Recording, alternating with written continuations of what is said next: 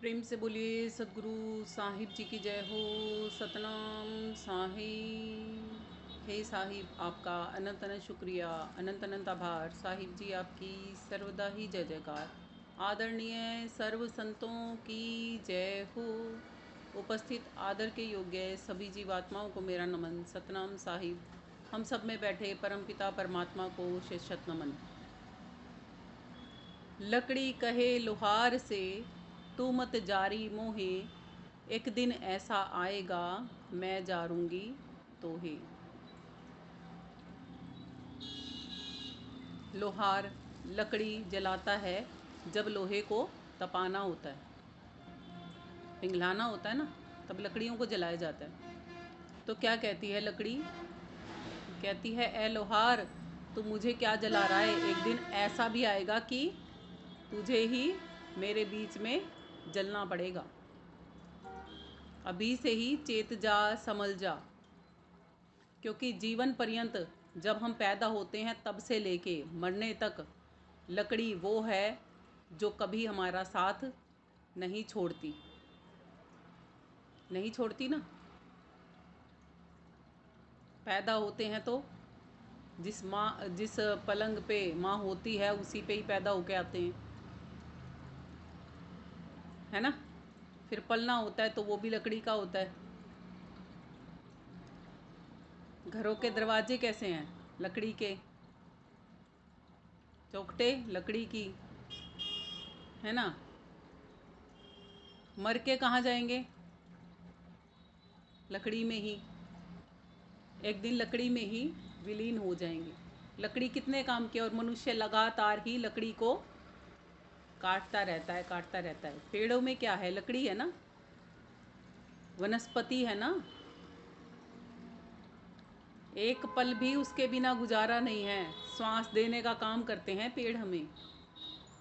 Carbon dioxide से oxygen बनाते हैं, जो ऑक्सीजन हम मानव ग्रहण करते हैं, जिसके कारण हम जीवित रह पाते हैं। अगर हमें कुछ पल के लिए भी पानी के बिना, तो हम शायद एक दिन पूरा जिंदा रह सकते हैं,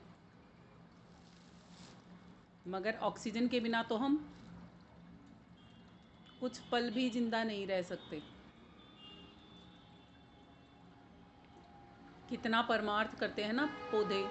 इसीलिए कहा जाता है पेड़ पौधों का ये लास्ट जन्म होता है। इतना परमार्थ वो कमा लेते हैं कि अगला अगला जन्म मनुष्य का तो मिलना निश्चित होना ही है ना। कितना सहन करते हैं ना। फल चाहिए तो पेड़ पौधों के ऊपर निर्भर हैं हम, है ना। कैसे एक झट में तोड़ लेते हैं ना। तुलसा के पत्ते होते हैं, हमको पता है एंटीबायोटिक हैं, 1 मिनट लगाते हैं, ऐसे झट से तोड़ लेते हैं। हमें दर्द नहीं महसूस होता उनका ना। जो स्कूल में सही है। टीचर डंडे मारते थे वो भी लकड़ी से बने होते थे, है ना। आज लकड़ी के ऊपर ही पूरा विषय वस्तु हम लेंगे। पढ़ने के लिए जो कलम और तख्ती यूज होती थी वो भी लकड़ी की होती थी। बहुत सौ के पास तो दवात भी लकड़ी की होती थी।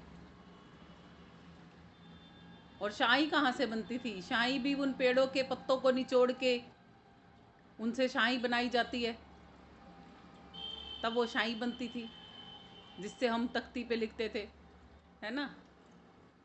लकड़ी और मिट्टी। इसीलिए कहते हैं, माटी कहे कुम्हार से, तू क्या रोंदे मोहे, एक दिन ऐसा आएगा मैं रोंदूंगी तोहे। हार जले लकड़ी जले, जले जलावन हार, कोत्तुखारा भी जले, का से कहूँ पुकार। नित्यानंद जी महाराज की श्रीवाणी है। वो कहते हैं हाड़ भी जल जाते हैं और लकड़ियाँ भी जल जाती हैं। लकड़ियों के बीच में जब हड्डियों को रखा जाता है, एक मुर्दे को रखा जाता है, तो वो भी लकड़ियों की भांति ही जल जाती हैं, क्योंकि हमारी हड्डियों में फास्फोरस होता है जो कि एक ज्वलनशील पदार्थ है। वो भी लकड़ियों की भांति ही आग पकड़ लेता है। हाड़ जले जो लाकड़ी, केस जले जो घास, सोने जैसी काया जल गई, कोई ना आया पास। हड्डियाँ भी जल जाती हैं, किसकी तरह? लकड़ियों की तरह। और केश कैसे जल जाते हैं? घास की तरह। और ये सुंदर काया जिसको हम लेकर आज इतना गुमान करते हैं, जब ये जलती है ना अंतिम समय में, तब कोई भी प्रियजन भी पास निकट नहीं आता। वहीं खड़े खड़े तमाशबीनों की तरह बस तमाशा जरूर देखते रहते हैं, मगर कोई भी निकट आकर हमें वहाँ से बचा नहीं सकता। ये क्यों समझा रहे हैं संतजन हमें? संतजन हमें इसलिए इसको समझा रहे हैं कि ये देव दुर्लभ देही जो हम लेकर बैठे हैं, इसको केवल हम मात्र अपने आप को शरीर समझ के बैठे हैं। संतजन कहते हैं हम मात्र शरीर नहीं हैं, ये शरीर तो जल जाएगा, फना हो जाएगा, एक दिन मिट्टी में ही मिल जाएगा, लकड़ियों के बीच दे दिया जाएगा। ए मनुष्य, ए मानव, जरा चेत जा कि केवल तू मिट्टी होने या लकड़ियों में विलीन होने के लिए ही नहीं आया था। यहाँ ये देही तुझे इसलिए मिली थी कि परमात्मा की, प्रभु की, उस ईश्वर की, उस एक खुदा की प्राप्ति कर सके, जिसको पाने के बाद कुछ पाना शेष नहीं रह जाता। लकड़ी जल कोयला भई, कोयला जल भया राख, मैं बावरी ऐसी जरी के कोयला भई न राख। लकड़ी जल कोयला भई, कोयला जल भया राख, मैं बावरी ऐसी जरी के कोयला भई न राख। ये क्या समझाते हैं इस बात से कबीर साहिब जी? कबीर साहिब जी इस बात से ये समझाते हैं हमें कि लकड़ी तो जल के कोयला बन जाती है, और कोयला जल के फिर से राख में तब्दील हो जाता है, काम ही आता है कुछ ना कुछ।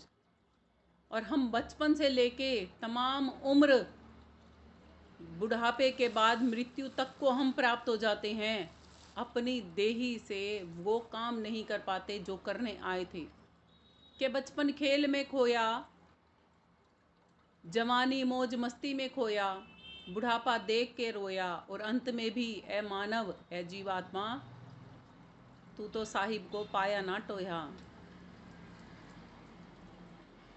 क्यों करते हैं हम अपने साथ ऐसा अत्याचार? ये समझा रहे हैं हमें साहिब। कहते हैं कि मैं बावरी ऐसी जरी कि कोयला भई ना राख, कि ना ही तो मैं कोयला बन पाई, लकड़ी की तरह लकड़ी का संग लिया, सीख कुछ नहीं ली। बुढ़ापे में जब वृद्ध अवस्था में हम आ जाते हैं, तब सहारा किसका लेते हैं? लकड़ी का। जिस चारपाई पर, जिस पलंग पर पड़कर हम बुढ़ापा काटते हैं, वो कैसा होता है? वो भी लकड़ी का है ना। अंत समय में जब हमारी शव यात्रा निकाली जाएगी, तब वो किस चीज़ की होगी? काठ की, लकड़ी की, है ना। लकड़ी हमारा कितना साथ देती है, और हमें क्या सिखाती है कि लकड़ी भी जलकर कोयला बन जाती है। कोयले को फिर पुनः यूज़ किया जाता है तो राख बनती है। और हम तो ऐसा जीवन बिता देते हैं, ना ही तो खुद के ही काम आ पाते और ना ही संसार के ही काम आ पाते। साहिब इसीलिए कहते हैं, जननी जने तो भगत जन, या दाता या सूर, नहीं तो जननी बांझ रहे, काहे गवावे तू नूर। कि ए माता, ए जननी, ए जन्म देने वाली दात्री, यदि तूने किसी को जन्म ही देना है ना, तो एक भगत को जन्म देना, एक ऐसी आत्मा को जन्म देना कि वो प्रभु प्राप्ति करके परमात्मा की प्यारी बन सके। और नहीं तो किसी देश भगत को जन्म देना कि देश पर कुर्बान हो सके और आत्माओं की सेफ्टी कर सके। या जन्म देना दानवीर को,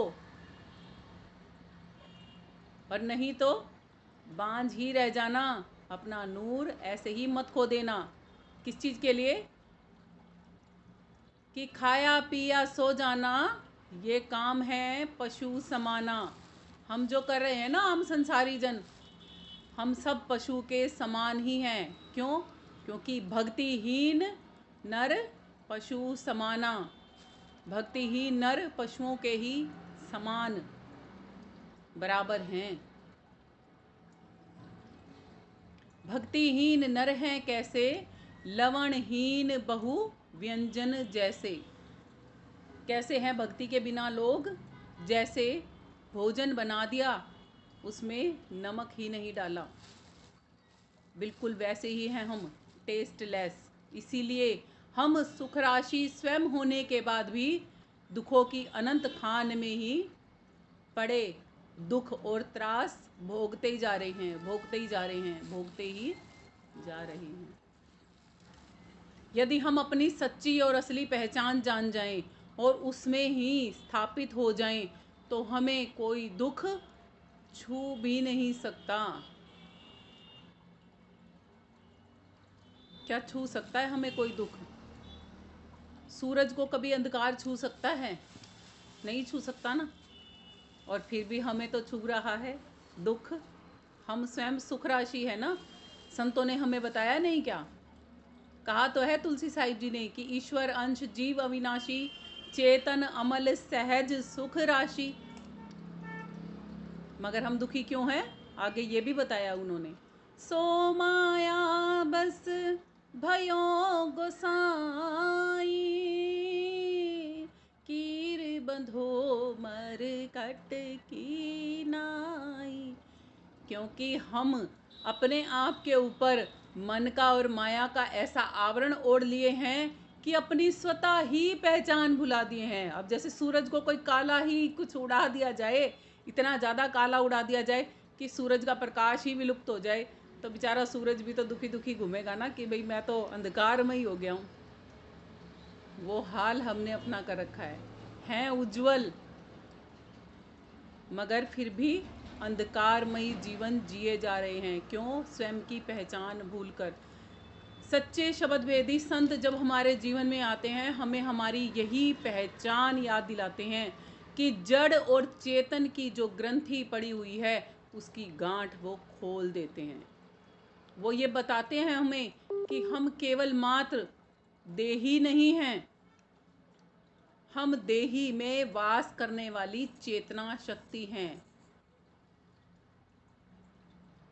और जो लोग अपने आप को चेतना के रूप में नहीं पहचान पाते, वो खुद को केवल मात्र शरीर समझकर शारीरिक कर्म ही करते रहते हैं। और शारीरिक कर्म के साथ साथ में वो मानसिक और वचनिक कर्म भी करते रहते हैं, जिनके फलस्वरूप कर्मा अनुसार तन धारण करने और छोड़ने पड़ते रहते हैं आत्मा को।